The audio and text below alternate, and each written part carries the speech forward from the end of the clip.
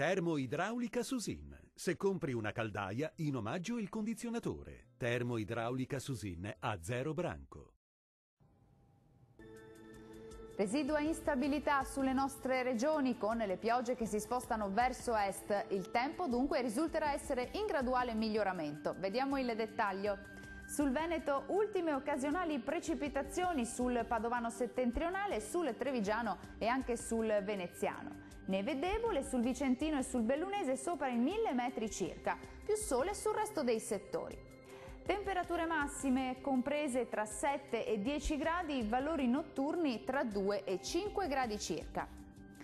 Che tempo farà invece sul Friuli Venezia Giulia?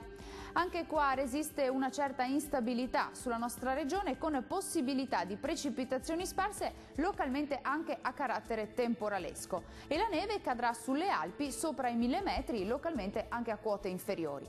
Le temperature massime saranno comprese tra 9 e 11 gradi, valori notturni attesi tra 6 e 7 gradi circa.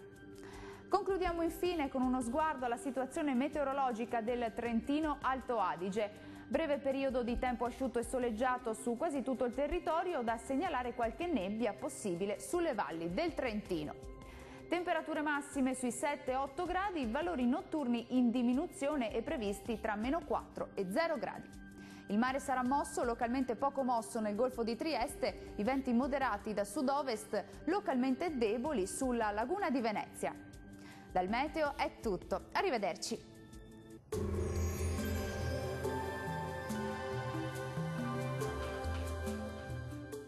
Termoidraulica Susin. Se compri una caldaia, in omaggio il condizionatore. Termoidraulica Susin a 0 branco.